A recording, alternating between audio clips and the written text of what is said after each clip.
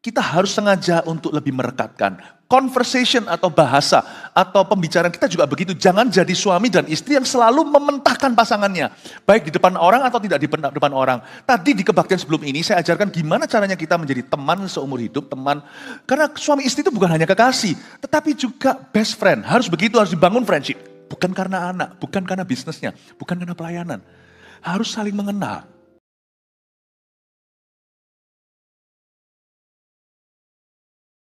Tidak ada orang yang lebih kami percayai selain Engkau Tuhan Yesus. Di dalam hidup kami, Engkau di top list.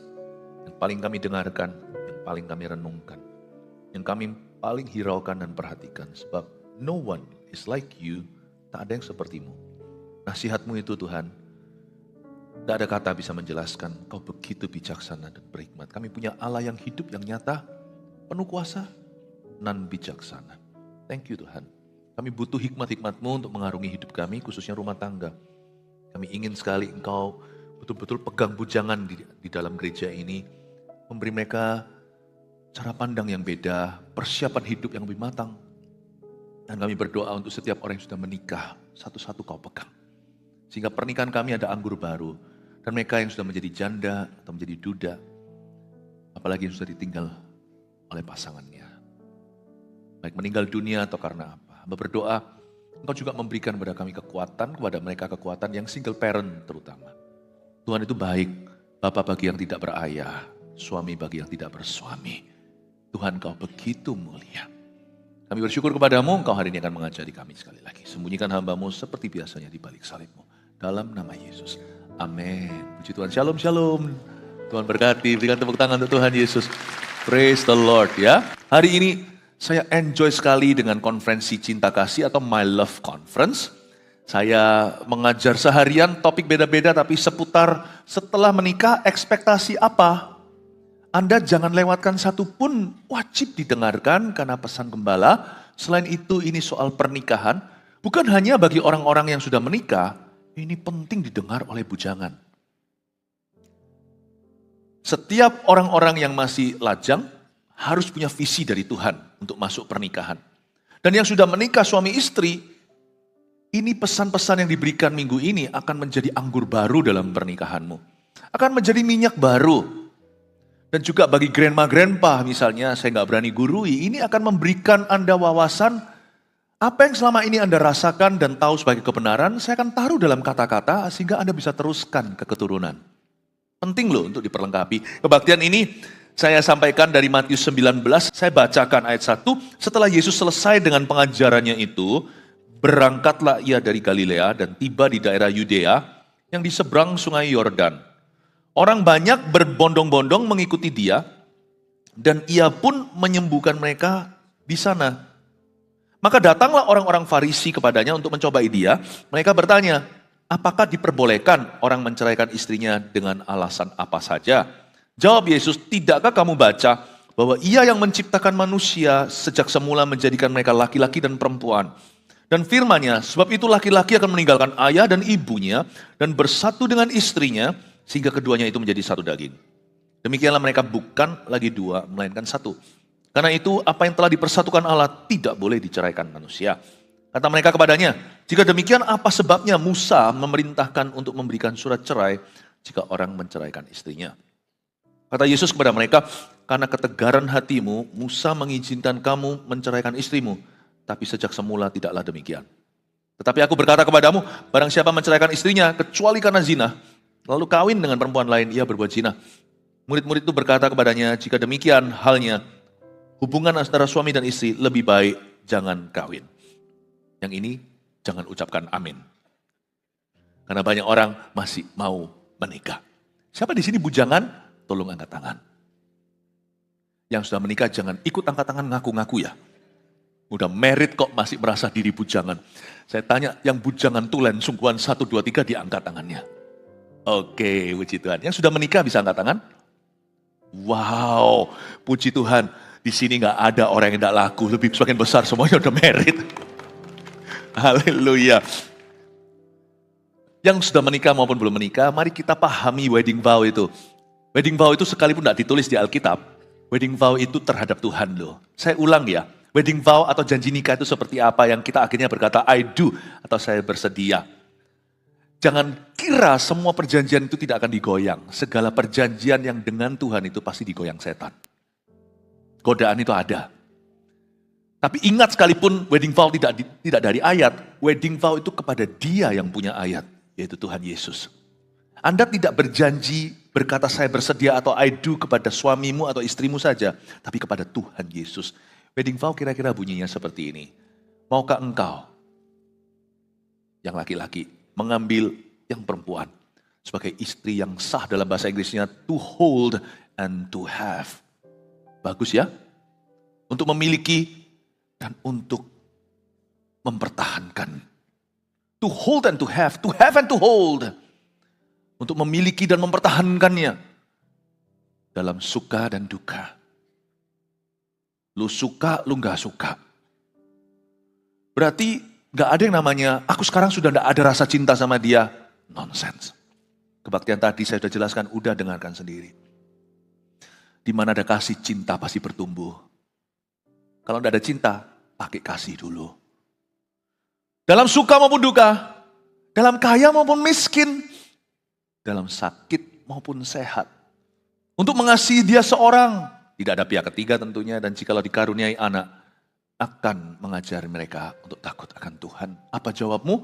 Yang sudah menikah, yang suami katakan, yes I do. Tapi kalau karena sudah kawin kan, jadi sudah dinikahkan, jangan berkata yes I do, bilang yes I still do. Bersedia? Saya masih bersedia. Coba bilang sama istrinya, aku masih bersedia. Iya, kasih tepuk tangan untuk mereka ya.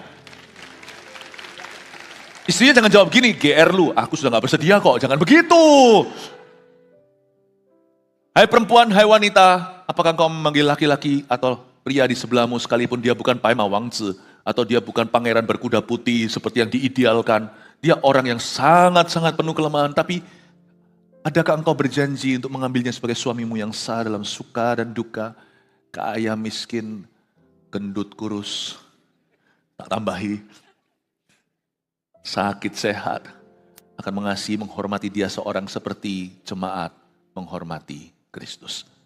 Apa jawabmu yang wanita? Yang perempuan kok gak ada suaranya? Iya kan, kecurigaan saya udah gak bersedia ya? Jangan ya, coba bilang kanan kiri. Loh kok tadi saya juga dengar yang bujangan ikut berkata saya bersedia. Belum non. Yang perempuan sudah menikah katakan pada suaminya, saya masih bersedia. Haleluya, kasih tepuk tangan untuk mereka. Itu diucapkan ke Tuhan Yesus loh. Itu diucapkan ke Tuhan Yesus. Dan yang masih bujangan juga jangan tergesa-gesa. Anda tidak ngerti isi vow itu ya. Kalau hidupmu dipenuhi nafsu kebaktian satu, Anda gak akan langgeng lah. Seks kalau di depan itu nanti hubungan tidak teruji. Kalau pacaran bisa tanpa seks, itu nanti waktu married, dia lebih proven. Biasanya lebih langgeng hubungannya. Kenapa? Karena mereka punya hubungan tidak berdasarkan sekedar hubungan seksualita. Tapi pengenalan pribadi. Ya. Karena itu saya beritahu kepada bujangan dulu. Bangun pertemananmu. Tadi itu loh teman hidup sampai tua. Bangun itu. Jangan orang Surabaya bilang kesusu. Jangan terburu-buru. Jangan tergesa. Karena isi vow itu akan mengikatmu seumur hidupmu. Kenapa sih?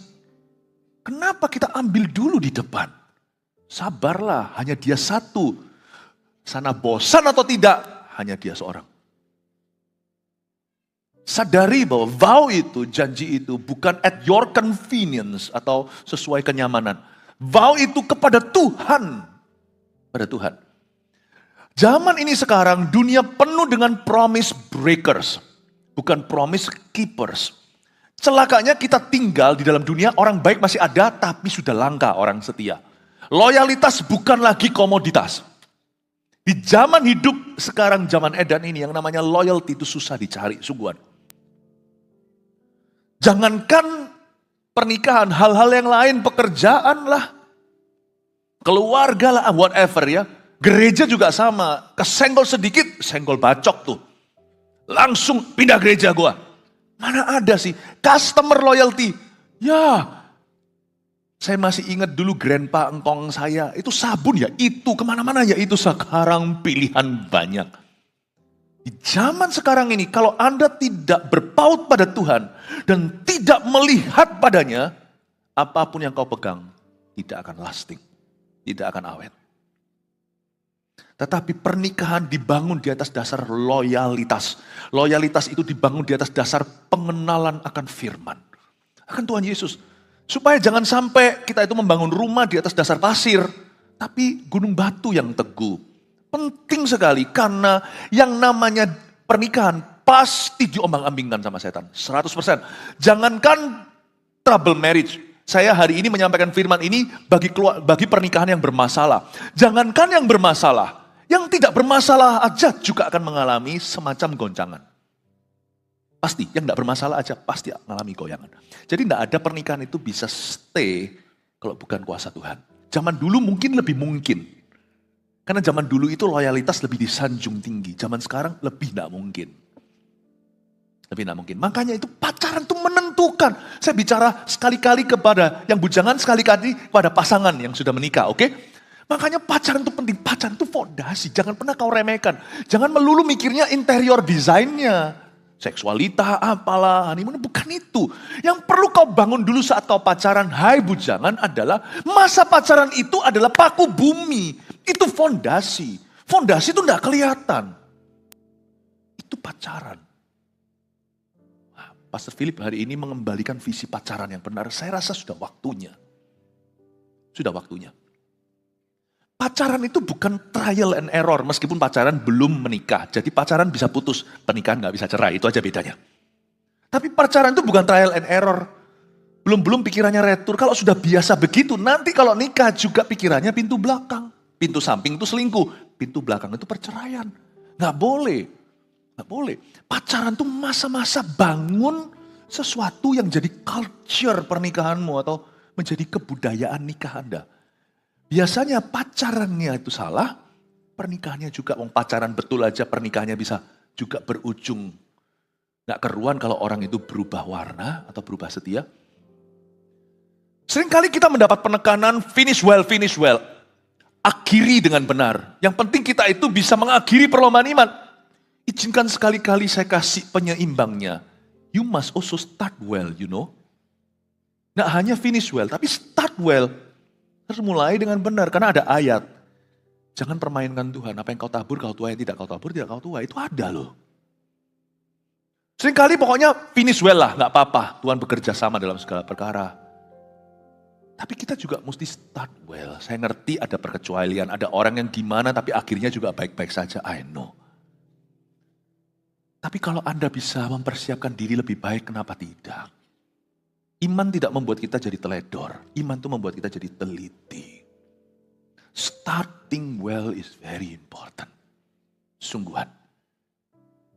Ada banyak perbaikan yang tidak perlu terjadi kalau Anda memulai dengan benar. Ada banyak waktu yang tidak tersita, tidak terbuang sia-sia. Penting sekali. Kalau saya dulu mulai dari setengah jalan karena saya baru kenal Tuhan. Mungkin dari keluarga yang belum kenal Tuhan. Sekarang kalau saya kenal Tuhan, kenapa anak saya harus mulai dari minus lagi? Kan rugi. Buat apa papa mama cari duit, lalu nanti anaknya harus mulai dari hutang lagi. Kan biasanya sebaiknya anak-anak kita sudah mulai dari kekayaan kita ya kan kalau bicara soal harta. Kalau harta kita bisa punya visi, kenapa kekudusan tidak bisa? Kenapa hubungan tidak bisa? Kenapa anak kita harus memulai dari minus lagi kalau kita sekarang sudah kenal Tuhan?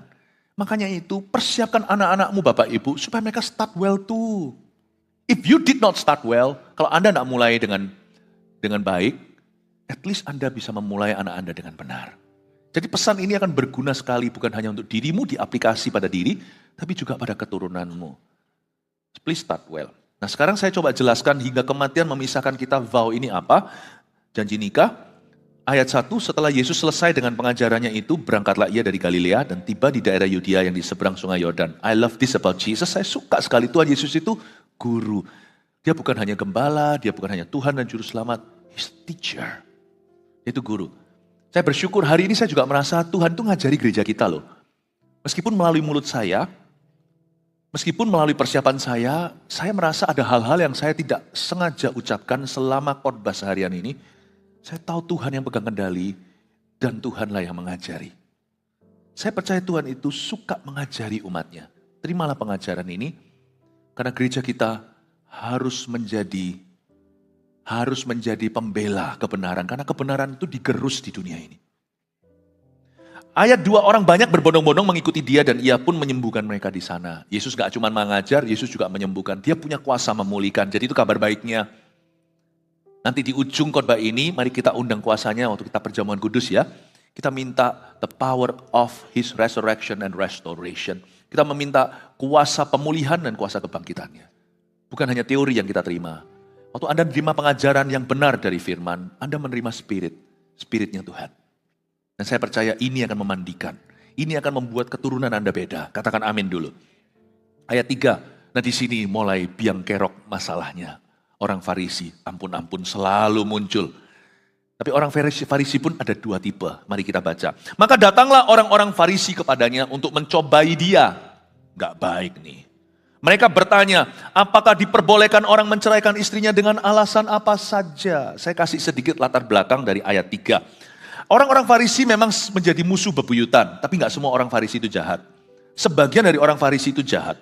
Dan di dalam pengajaran Farisi, di zaman Yesus, ada 2 rabi terkenal. Saya gak usah sebut namanya, buat apa habis-habiskan memori ya. Saya cuma singgung aja pengajaran mereka. Yang satu adalah pengajaran yang populer, yang satu lagi kurang populer. Saya mulai dengan rabi yang kurang populer. Rabi yang kurang populer ini sangat-sangat kaku.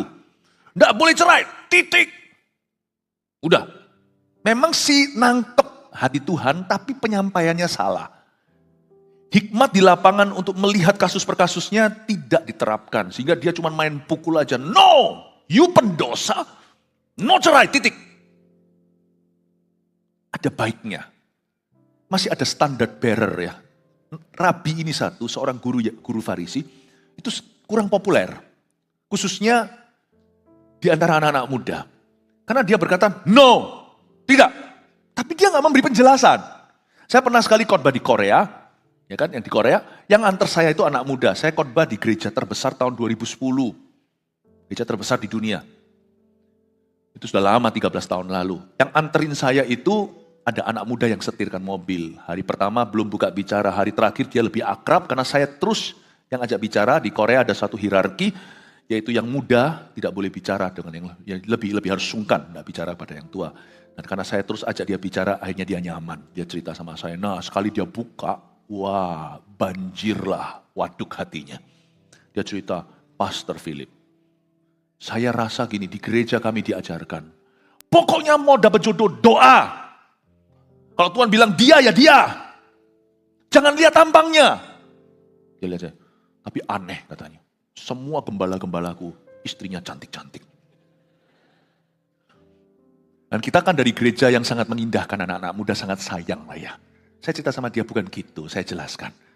Memang betul yang disampaikan itu, tapi hikmatnya begini. Kamu doa, waktu kamu doa itu nanti ada checklistnya. Dan saya pernah ajar 7 checklist bagi anak-anak muda. Top list nomor 1 itu selalu harus anak Tuhan, seiman. Checklist terakhirnya itu nomor 7, tanpa ini lu jangan kawin. Yaitu chemistry. Kalau nggak suka sama sekali, sungguhan dia bukan tipeku. Kalau bukan tipeku tapi bisa negosiasi. Lama-lama bisa cinta, itu lain cerita. Tapi kalau bukan tipeku sampai kiamat. Kalau jadi sama orang gitu, besok paginya bangun setelah malam pengantin. Lihat dia, aduh bangun tidurku terus mati. Bayangin seumur hidup sama orang gitu, nggak cerai gimana? Kan Tuhan sekalipun Anda berjanji wedding vow atau janji nikah itu kepada Tuhan, tapi Tuhan kan tanya apakah kau bersedia? Jangan berkata Tuhan yang suruh aku menikah dengan dia, ini pilihanmu juga. Di pelaminan itu yang berkata saya bersedia yang laki dan yang perempuan. Bukan saya nurut sama Tuhan, tapi saya bersedia, tapi saya janji sama Tuhan, saya jaga pernikahan ini seumur hidupku dalam suka dan duka. Itu pilihanmu, jangan terus tiba-tiba cuci tangan. Wanita yang kau taruh di sampingku, Adam kok cuci tangan? Saya bilang sama anak muda itu, orang Korea, saya bilang, maksudnya itu begitu. Oh gitu, lah dijelaskan gini kan mudah. Saya bilang, dijelaskan gini kan jadi ngerti saya. Bukan berarti tidak perlu lihat tampang sama sekali. Enggak. Relatif kan setiap orang itu kan punya selera. Tetapi itu bukan nomor satu. Gimana kalau kamu ketemu sama satu orang, wah cantik idaman, setelah ngomong sebentar, aduh, IQ-nya tiarap. Pernah nggak ada orang, wah cakep sekali tapi ngomongnya no quality. Itu pun jadi suatu turn off loh ya, jadi suatu yang kayak lampu mati dalam diri. Pertamanya, wow kesan pertama begitu menggoda. Setelah ngomong 10 menit, apanya yang menggoda? Saya bilang, itu bukan nomor satu, bukan number one. Oke pastor, thank you, senengnya anak muda ini. Nah, Rabi ini gak menjelaskan. No! Titik. Jadi dia kurang populer, tapi yang populer mengerikan. Nabi kedua ini yang populer, bicara begini, Rabi kok Nabi, guru ini. Kamu boleh ceraikan istrimu dan dia melebihi Musa. Musa pun karena terpaksa. Orang ini gagah ria, dia ajarkan, pokoknya istri kalau masaknya keasinan atau jatuhkan piring, pokoknya buat lu gak suka hati, ceraikan, diperbolehkan kok sama Musa. Jadi Rabi ini populer setengah mati. Karena bagi dia perempuan adalah barang atau benda. Zaman itu belum ada emansipasi. Jadi memang wanita tidak punya hak asasi. Zaman ini puji Tuhan. Malahan sekarang banyak pria dijajah wanita. Paham ya? Jadi Yesus ini dijebak, susah. Pertanyaan ini sulit sekali. Kenapa? Kalau Yesus jawab, jangan cerai. Yesus ditinggal banyak pengikut. Kaku gereja itu. Gereja itu saklek. Gereja itu letterlek. Gereja itu pokoknya. Wah sudah, gak bisa. Gereja itu kuno, konservatif. Terlalu konservatif. Gereja itu terlalu rigid. Terlalu keras. Tapi kalau Yesus berkata, ya gak apa-apa cerai. Banyak mereka yang mau sungguh-sungguh berkata, lu kok begitu? Yesus susah ini menjawabnya. Kalau mereka tanya baik-baik kan lain cerita. Mereka tanya itu bukan untuk kebutuhan mereka. Mereka tanya untuk menjebak. Karena itu kalau orang tanya, tidak harus Anda menjawab. Kalau orang tanya dan itu aplikasi untuk dirinya, Anda harus jawab. Tapi kalau tanya itu untuk mancing Anda, jawabnya tidak harus sesuai dengan term mereka. Maka Yesus menjawab begini. Jawab Yesus ayat 4. Coba perhatikan. Jawab Yesus, tidakkah kamu baca? Bom atom langsung. Haven't you read? Yesus berkata, bukan opini saudaraku atau opini populer saat ini. Tidakkah kamu baca bahwa ia yang menciptakan manusia sejak semula menjadikan mereka laki-laki dan perempuan? Yesus kembalikan ke firman. Tidakkah kamu baca, let's go back to the Bible, that's the book for me. Kembali ke Alkitab. Let's go back to the Bible. Kembali ke firman, kembali ke Alkitab. Jadi marriage atau pernikahan adalah institusi Tuhan. Merit itu, pernikahan itu adalah idenya Allah, bukan rancangan manusia. Siapa yang kau nikahi tentunya juga pilihanmu, Tuhan tidak pernah paksakan. Kalau ada orang tanya sama Anda, sebenarnya gimana sih di seluruh dunia ini Tuhan sudah pilihkan satu the one, atau ada satu rangkuman, saya bisa pilih salah satu di antaranya, di dalam framework atau di dalam bingkai itu. Misalnya ada segini orang, semuanya dalam Tuhan, lu pilih salah satu deh yang cocok sama kamu, kita bisa milih sendiri, Tuhan kasih ruang. Atau sudah Tuhan tentukan just one. Itu biasanya orang yang tanya gitu sudah kebingungan. Kok gak dapat-dapat? Saya biasanya berkata, jangan coba selidiki Tuhan. Gak relevan. Kadang bisa jadi the one. Ada banyak cerita di Alkitab. Kadang-kadang terjadi seperti Abraham beritahu sama Eliezer hambanya, kamu cari di kampung halamanku, jangan dari orang Kanaan ya. Saya tidak mau dapat mantu anak Kanaan. Mantu Kanaan, kamu ke situ cari salah satu. Itu pun akhirnya dituntun ketemu sama yang kasih untanya minum, yaitu Rebeka atau Ribka. Anda tanya teorinya, satu atau salah satu? I don't know. Tapi kalau hati orang itu tulus, pasti dituntun sama Yesus. Udah gitu aja. Tapi Yesus berkata, tidakkah kamu baca? It is written. Sudah tertulis. Pernikahan itu idenya Allah. Itu institusi ilahi. Tidak kamu baca. Yesus mulai kasih dia logika. Yesus berkata, loh, go back dong ke Bible. Kalau kita lihat kasus per kasus, ada banyak memang perkecualian. Mungkin ada beberapa yang apakah bisa ada dispensasi. Tapi kalau Anda lihat sungguhan, harusnya kita kembali ke tulisan dalam firman. Aku benci perceraian. Udah, itu sudah speak a whole volume. Oke, saya di sisi mana? Nggak boleh gitu atau gimana? Dalam penerapan hikmat, Musa pun kepepet luar biasa. Musa loh yang membelah Laut Merah.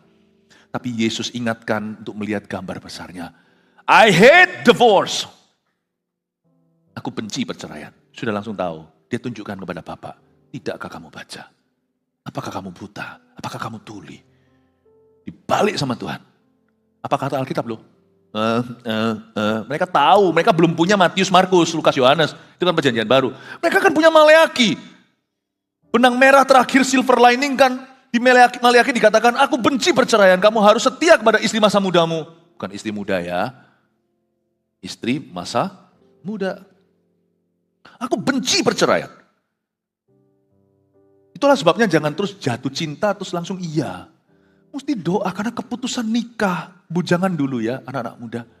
So important loh. Itu mungkin keputusan kedua yang paling penting setelah keputusanmu terima Yesus. Sungguhan. Jangan dijadikan casual. Apalagi sleeping together. Janganlah. Saya jelaskan panjang lebar bodohnya buat wanita yang mau. Saya jelaskan tadi, saya pakai logika. Saya penjelasan logis. Roh saya spiritual. Tapi akal budi saya serahkan ke Tuhan untuk menjelaskan. Saya jelaskan panjang lebar tadi, saya tidak akan ulangi. Why is it so stupid for a lady untuk mau ditiduri sebelum dia nikah? And why it is stupid for a man to do so? Karena Anda tidak tahu Anda beli apa, itu kotak kucing di dalam kotak Anda tidak tahu kucing hitam, kucing putih, Anda tidak tahu kucing apa di dalamnya. Sekali Anda tiduri wanita itu,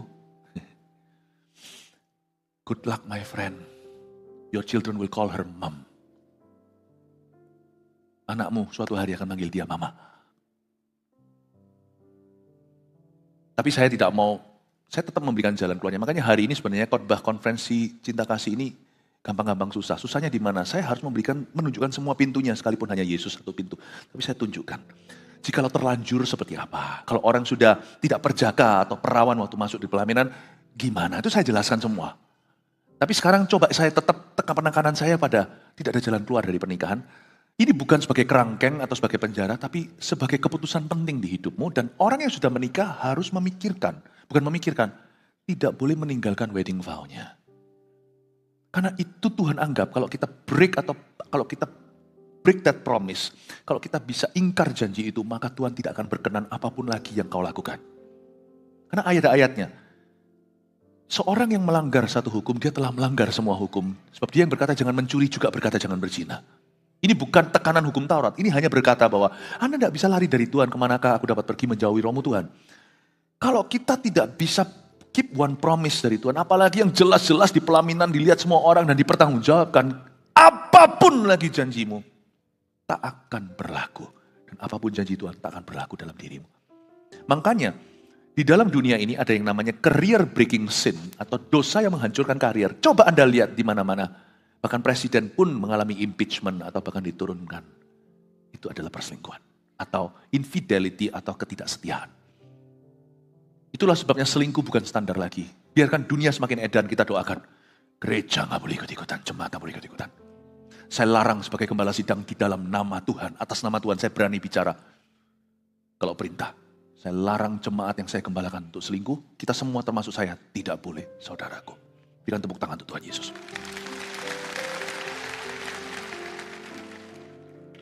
Tidakkah kamu baca bahwa Ia yang menciptakan manusia, Tuhan itu hikmatnya sejak semula, katakan sejak semula, menjadikan mereka laki-laki dan perempuan. Hebat loh kalimat ini. Pernahkah Anda renungkan?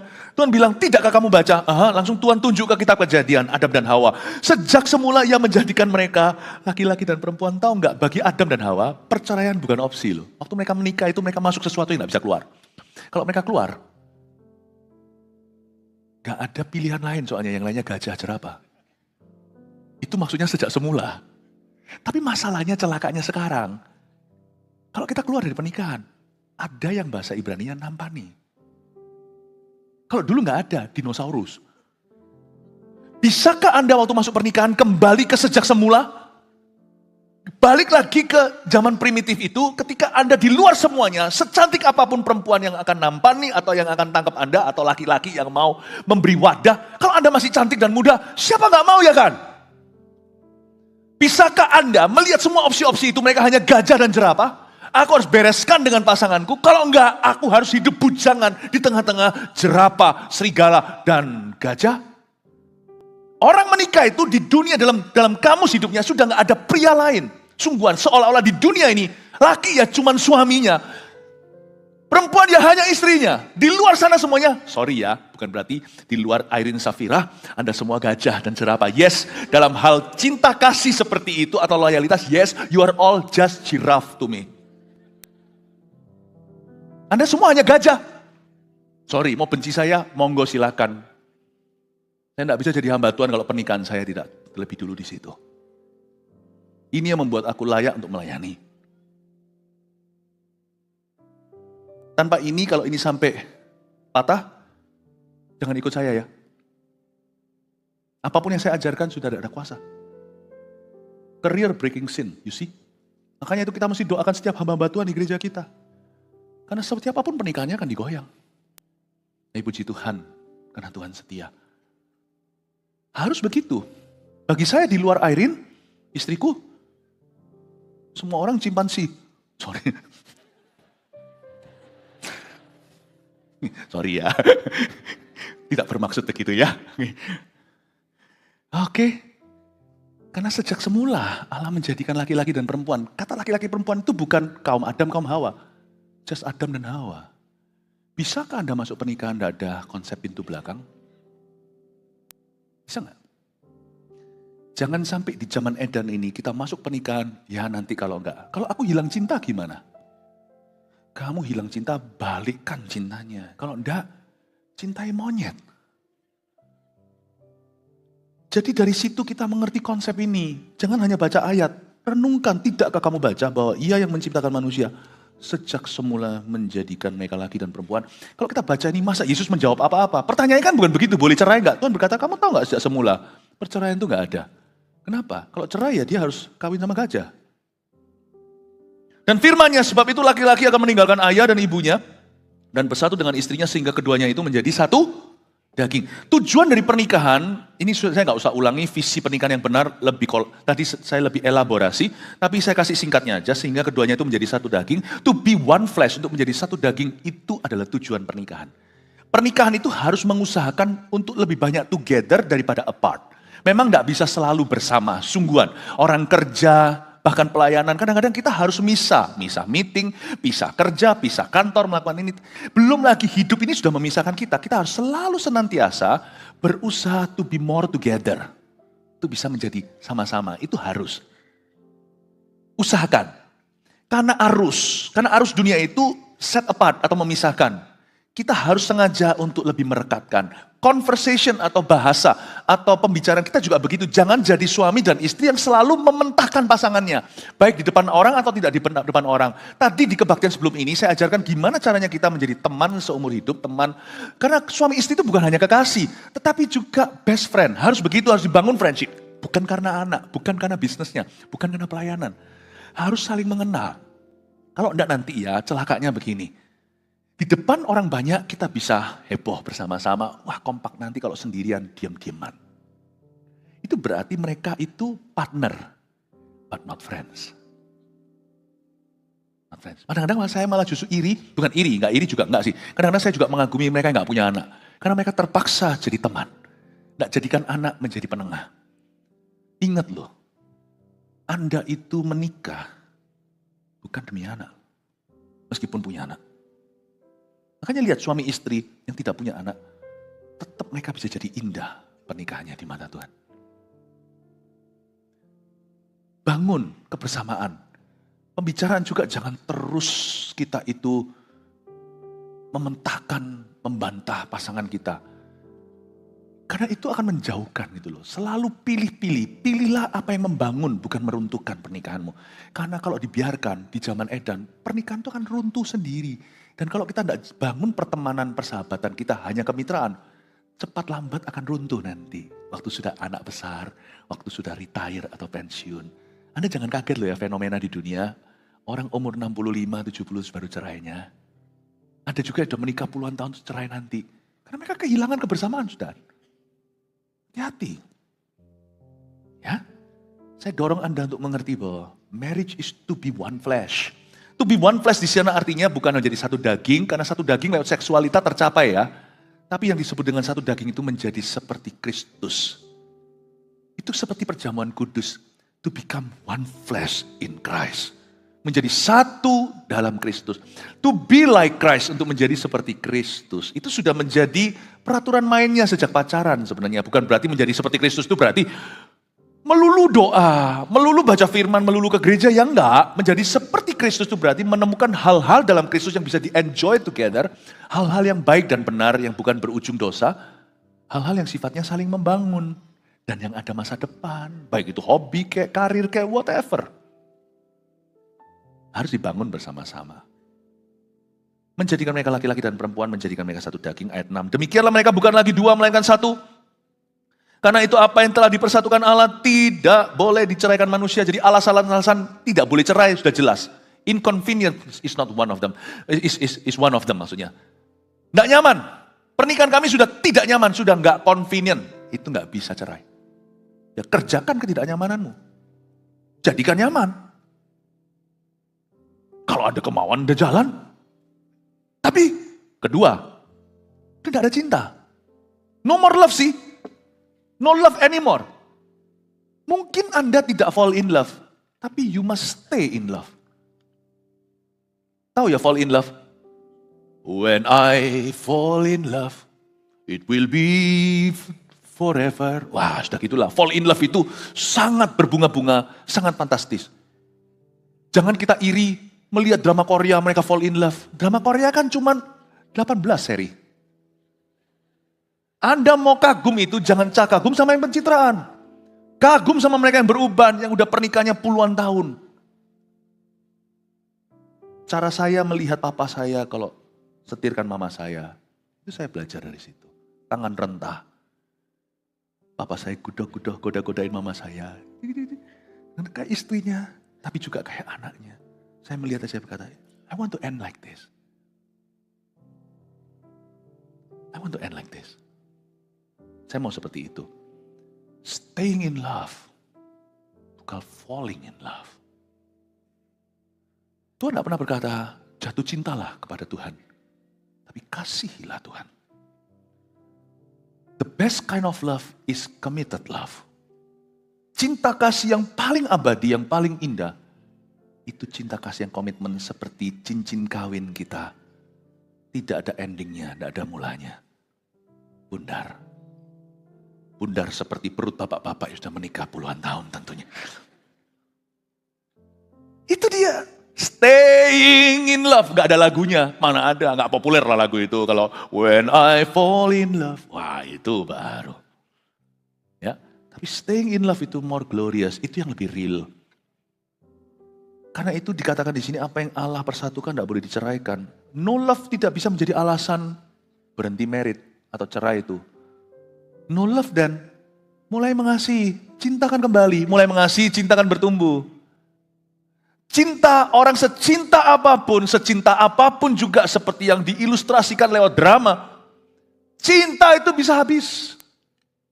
Karena cinta manusia itu ada asapnya. Akan menguap. Kasih tak berkesudahan. Tidak pernah Alkitab mengatakan cinta tak berkesudahan. Kasih tak berkesudahan. Tahukah kita ini seperti baterai yang bisa self-charging? Waktu kita mengasihi, cinta itu di-charge lagi. Kuncinya dikasih. Jadi dalam pernikahan yang diberkati Tuhan, tidak tahu kadang-kadang kita kapan cinta itu menurun, naik, gak pernah. Kalau kita fokus mengasihi, dia naik, turun, dan terus naik. Karena itu I don't believe in love, I believe in love. Hah? Ya soalnya dalam bahasa Inggrisnya gak ada agape, philea. Eros. I don't believe in love. Yang dunia gembar-gemborkan. I believe in love yang Yesus beritakan. I believe in that love. Agape. Agape love. Philea juga, hari ini saya touch on that subject. Saya ajarkan tentang hubungan pertemanan. Suami istri itu banyak yang sudah gak teman. Business partner doang. Atau sesama pengasuh anak lah ya. Habis beres anak gimana? Bye-bye ya. You so wrong. You so wrong. Tadi tiba-tiba muncul dari mulut saya. Muncul dari mulut saya sesuatu yang saya nggak siapkan. Sungguhan hari ini tuh banyak kejutan dari mulut saya. Saya sendiri saya ngeluh, kok bisa ngomong begitu. Muncul satu term namanya kemesraan rohani. Setiap suami istri itu punya kemesraan rohani yang harus dia cari dan jadikan tradisinya. Kalau Anda belum temukan, mungkin Anda hanya partner doang. Anda pernah jadi pacar, makanya banyak suami istri kan selalu memperkenalkan diri, ini mantan pacarku. Nggak harus mantan sih. Nggak harus mantan. Mantan kan orang lain, jangan pernah istrimu. Jangan pernah suamimu. Ya, temukan kemesraan rohani. Dan nafsu akan menghalangi itu. Yang pacaran, Anda tidak akan pernah saling respect secara rohani. Sejak Anda jatuh, kalau Anda tidak bertobat sungguh-sungguh. Dan berhenti. Saya ingin Anda mengerti bahwa dipersatukan Allah, apa yang dipersatukan Allah tidak bisa diceraikan oleh manusia. Incompatibility. Tapi nggak cocok, saya dengan dia nggak cocok. Nggak cocok kok 10 tahun kemudian baru ngaku. Aku nggak cocok. Nggak cocok lah. Waktu itu kan Tuhan tanya. Hai laki-laki, apakah kamu mengambil? Harusnya diganti wedding vow-nya. Hai laki-laki, apakah kamu mau menerima yang Tuhan kasih ke kamu? Tuhan pilih si dia, kamu mau terima? Saya bersedia. Enggak, pertanyaannya, apakah kamu bersedia mengambil dia? Pilihanmu, bukan pilihannya. Meskipun Tuhan yang menuntunmu, pilihanmu. Wong yang menikah kita kok. Manusianya yang menikah, Tuhan yang menikahkan. Bukan sebaliknya. You choose her. Cocok gak cocok? Lu buat cocok. Karena kemungkinan besar gak cocok itu bukan karena gak cocok. Mana ada yang cocok sih? Kalau memang mau cocok ya. Sedangkan saudara kandung aja bisa gak cocok loh. Tuhan itu apa? Berencana untuk masalah ya. Karena ide Allah kan yang namanya ide Allah kan yang namanya pernikahan itu. Kenapa ya Tuhan punya ide begini, saya nggak ngerti. Itu sudah di ranah kedaulatan Don Azmi. Mengapa Tuhan itu pilih jodoh kita dari keluarga lain, dan kita nggak tentu besar bersama. Jarang saya dengar, aku menikah dengan dia teman SD ku, lalu selalu SMP together sama-sama terus. Nggak pernah kan? Dan kita nggak tinggal bareng sebelum suami istri kan? Kan nggak boleh kan? Dan mungkin juga nggak kenal. Yang satu dari sini, yang satu dari belahan bumi yang lain. Meskipun sama culture kebudayaannya, mungkin sama orang Indonesianya atau bahkan beda budaya. Kok bisa ya Tuhan tuh berani resiko jadikan dua insan lalu tinggi lagi ekspektasi. Jadikan mereka satu daging. Tuhan itu saking pedenya sama kasihnya. Kalau kasihnya tinggal dalam diri seseorang, apa sih yang gak bisa dicocokkan? Tuhan menciptakan satu ide, Adam dan Hawa mulai, lalu kita, si ini dan si itu dan si dia. Dari keluarga berbeda, usia pun kadang-kadang gak sama. Status ekonomi nggak tentu rata. Lihat ini dari situ, itu dari sini, dituntun Tuhan ketemu di belanga. Kok berani ya? Kok berani ya? Apakah Tuhan nggak tahu kalau dua keluarga sama marga aja bisa beda budaya kok? Tuhan ini lagi resiko main api dengan ketidakcocokan loh. Lalu kasih satu amanah pernikahan, nggak boleh cerai lagi. Wow. Apakah cari masalah Tuhan kita? Berarti Tuhan percaya kasih bisa menyelesaikan segala perkara. Amin. Asal kasih bertata, cinta ada. Amin. Berarti Tuhan tahu nggak cocok, bisa dicocokkan kalau orang itu mau. Amin. Begitu loh. Jadi incompatibility bukanlah alasan untuk seseorang itu menceraikan atau tidak cocok. Sekarang kita lihat ayat 7, saya sudah mau selesai. Kata mereka kepadanya, jika demikian apakah sebabnya Musa memerintahkan untuk memberikan surat cerai jika orang menceraikan istrinya? Tuhan jawab dengan gamblang ayat 8, kata Yesus kepada mereka, karena ketegaran hatimu. Kena bumerang. The hardness of your heart. Ketegaran hatimu, karena ketegaran hatimu Musa mengizinkan kamu menceraikan istrimu. Cerai tidak pernah adalah kehendak Allah yang sempurna, bahkan kehendak Allah sama sekali. Cerai itu hanya karena kalau Tuhan izinkan itu Allah terpaksa. Dan saya jelaskan sedikit tentang cerai sebelum saya selesai. Karena ketegaran hatimu Musa mengizinkan kamu menceraikan istrimu, tetapi sejak semula tidaklah demikian. Sebab aku berkata kepadamu ayat 9, barang siapa menceraikan istrinya, kecuali karena zina. Nanti saya akan jelaskan karena zina. Lalu kawin dengan perempuan lain, dia berbuat zina. Coba saya jelaskan sesuatu yang agak susah untuk jelaskan. Oh, saya harus jernih ini. Saya akan menjelaskan sesuatu di hati. Listen to me. Perceraian itu karena ketegaran hati. Ketegaran hati siapa? Dua sisi. Kalau perceraian yang diizinkan, diperbolehkan, jangan berkata yes, yes, yes. Jangan begitu ya. Jangan aji mumpung. Cerai itu boleh. Hati-hati, jangan saya di video, di capture itu aja. awas lu ya. Nanti dikempit sama malaikat, nggak dilepaskan. Cerai itu boleh kecuali karena zina. Kata zina sini bukan sekali jatuh, meskipun nggak perlu jatuh berkali-kali untuk menyakiti. Jatuh sekali itu sakitnya luar biasa, apalagi kalau wanita dikhianati. Oh, suami juga sama. Zaman sekarang kan perempuan nggak kalah. Women can do it too. Lebih ngeri malahan kalau perempuan sudah set her heart in the wrong place. Tapi cerai itu diperbolehkan kecuali karena zina. Kata zina di situ bukan jatuh sekali, meskipun jatuh sekali cukup untuk membuat hancur lahir batin yang dikhianati. Cukup. Tapi kata zina di situ adalah artinya unstoppable adultery. Orang yang sudah bulat hati, mau zina terus. Tidak ada titik berhenti. Maksudnya terulang-ulang terus sampai salah satu sudah nggak tahan lagi. Aku nggak tahan. Kalau ada orang pasangannya berzina lalu dia berkata, yes ini kesempatanku untuk kawin lagi. Nah orang itu yang perlu bertobat bukan hanya yang berzina. Yang happy ya juga harus bertobat, itu ada sesuatu yang salah. Kalau dia berkata yes, something is wrong with you. Kalau ada Yesus di hatinya, dia akan berkata, please don't do this to me, jangan lakukan ini ke aku, berhenti. Aku udah bisa ngampuni, tetapi dia tetap tidak mau lepaskan. Nah itu berarti dilemanya asli. Dan ada Yesus di dalamnya, dan dia jujur tersakiti. Tapi dia akan berjuang dan Tuhan akan ada dalam penderitaannya. Nah itu baru betul. Kalau yang berkata, yes, biarin berzina. Apalagi kalau di set up supaya berzina, supaya dia dapat hak, Tuhan kan gak bisa dimanipulasi, Tuhan melihat hati. Tuhan tahu gak beres itu. Jadi kata zina di sini unstoppable.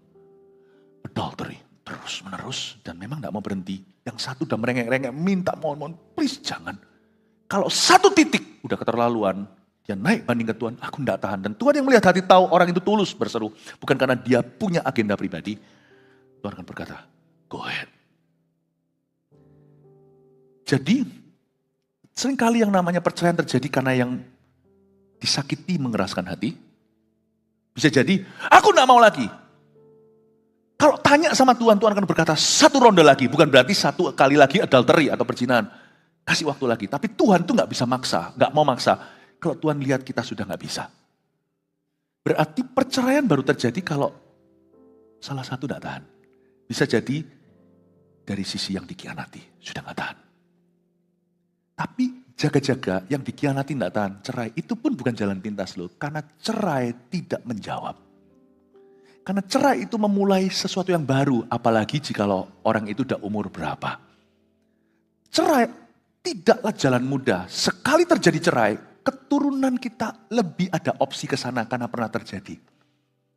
Powernya luar biasa cerai itu kalau terjadinya atas ayah ibu directly. Itu luar biasa. Karena itu ada beberapa orang tidak mengeraskan hatinya, dia hancur-hancurkan dirinya.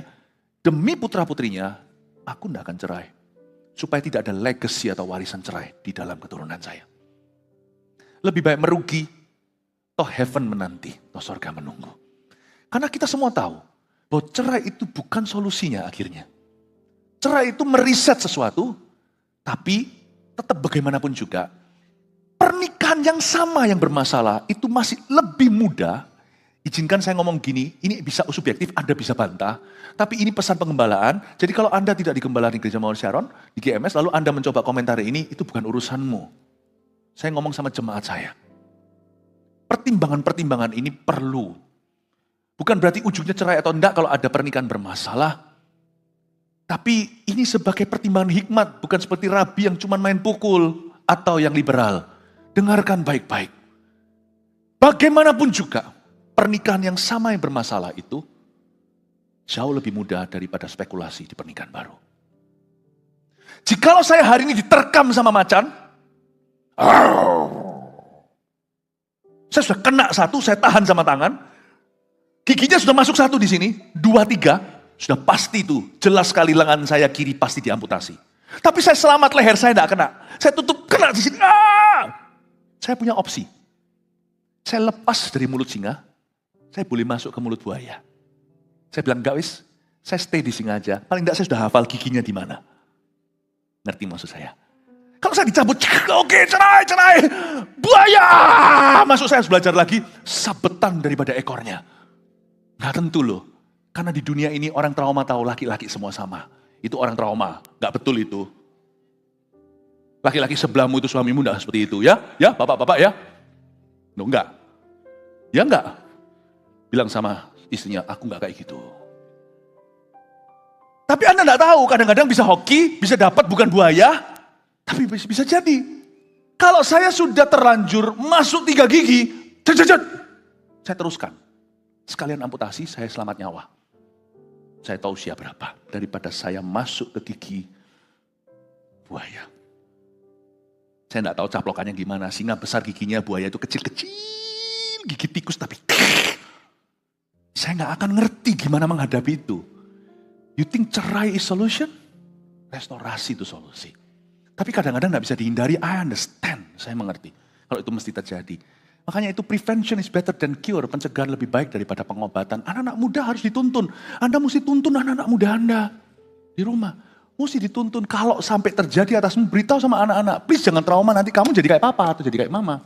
Harus ngomong terus terang kegagalan Anda kalau itu sudah public news. Kalau belum ya nggak usah. Urusan orang tua nggak usah tahu anak-anak.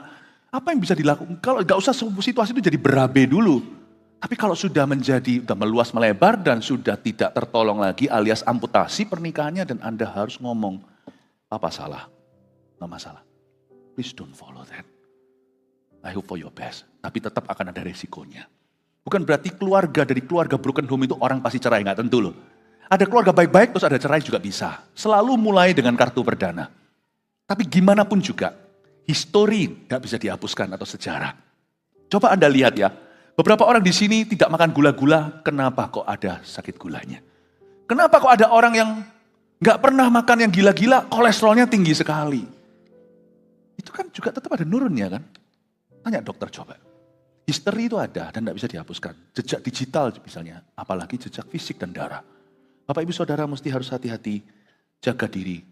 Sebab Anda sekarang yang masih pacaran belum cinta anak-anakmu karena Anda nggak tahu mereka siapa. Suatu hari Anda akan melihat apa yang Anda jaga di masa pacaran. Orang yang akan Anda cinta setengah mati suatu hari, your children. Anda akan tahu bahwa aku bayar harga tidak sia-sia. Jaga, miliki visi ke depan. Karena pernikahan itu harus dipikirkan sejak bujangan. Dan yang sudah menikah tidak terlambat. Amin. Kadang-kadang kekerasan hati yang membuat perceraian terjadi adalah dari sang agresor atau sang pendosanya. Selingkuh terus, dah kamu gitu terus ya gimana? Loh aku tahu Tuhan ampuni, tapi jangan lupa loh yang Tuhan bilang pergilah dan jangan berbuat dosa. Yang tertangkap basah zina, dia ada titik henti loh. Ada titik berhentinya loh. Tetap loh, orang mau dipulihkan gimana sama Tuhan tuh di Alkitab juga ada full stopnya. Di mana dia berkata, kapok cerah Tuhan ampuni aku semoga bisa. Daud contohnya, dihajar Tuhan tapi gak ada ronde 2 Batsyeba. Tuhan gak bisa tolong kalau kita unstoppable. Kita bisa jatuh parah pun kalau kita datang ke kaki Tuhan kadang-kadang masih amputasi ini itu tapi paling tidak nyawa kita diselamatkan. Dan masih ada sesuatu yang masih bisa diselamatkan. Tapi kalau kita terus terjang, di situ terjadi perceraian. Karena dari sang pendosanya yang mengkhianati, tidak mau berhenti. Tapi kadang-kadang, itu pun tidak bisa menggoncang pernikahan kalau masih ada satu pembelanya. Yang dikhianati terus berjuang. Tidak jadi. Ya, kalau dalam bahasa Chinese-nya singgulah. Kalau ada yang kayak gitu, singgulah. Ya, saya doakan. Anda yang harus soro-soro, kata orang Surabaya, yang harus menderita. Menderitalah. Paling tidak, menderitalah untuk satu tujuan. Dengar baik-baik Bapak Ibu Saudara, kecuali karena zina. Karena zina di sini bukan sembarangan. Jadi bukan karena tidak cocok atau segala. 3 poin ini, semoga ini memperkuat kita dalam wedding vow. Karena penting sekali-kali saya khotbah begini, untuk memberi wawasan di dunia yang edan, pernikahan sudah bukan lagi seperti yang kita kenal dalam firman. Di dunia ini, wedding vow jadi abal-abalan. Itu cuman apa sih? Cuman dekorasi acara. Pemanis salah. Itu sakral kepada Tuhan. Mari kita lihat 3 poin sini. Hingga kematian memisahkan kita. Saya gak suka pakai hingga maut memisahkan kita. Karena di dalam vow itu ada satu kalimat. Till death do us part. Maut enggak sih kalau kita sama-sama anak Tuhan? Maut sudah dipisahkan. Saya paling pol hanya bisa mati. Gak bisa maut saya. Karena kalau saya mati, saya masuk surga itu tidak termasuk maut. Jadi karena itu hingga kematian bisa memisahkan. Kalau salah satu aja yang kenal Tuhan, yang satunya enggak, ya berarti maut sungguhan memisahkan. Nomor 1, janji nikah adalah kepada Tuhan dan mengikat seumur hidup. Catat itu. Simple aja rangkumannya. 2, anak dari orang tua yang cerai lebih mungkin untuk bercerai. Bukan pasti, lebih mungkin. Silakan difoto. Saya harus minggir. Lebih mungkin. Nah, itu seharusnya menjadi sebuah bahan pertimbangan untuk pernikahan bermasalah. 3, kerjakan pernikahan dalam roh takut akan Tuhan sejak pacaran. Pacaran itulah paku bunyinya. Jangan ngawur ya pacarannya ya. Pacarannya, orang mau bilang kuno terserah. Orang mau bilang hal-hal tertentu memang harus kuno sih. Baju boleh modern, teknologi, prinsip rohani tetap harus 2000 tahun yang lalu. Kalau enggak, dunia akan membawa Anda ke arus yang tiada batasnya, gila. Satu titik kita harus berkata, aku berdiri atas firman. Tidakkah kau baca? Aku berdiri atas apa kata Tuhan. Semoga keluarga Anda turun-temurun, legacy warisannya adalah pernikahan yang bahagia. God bless you.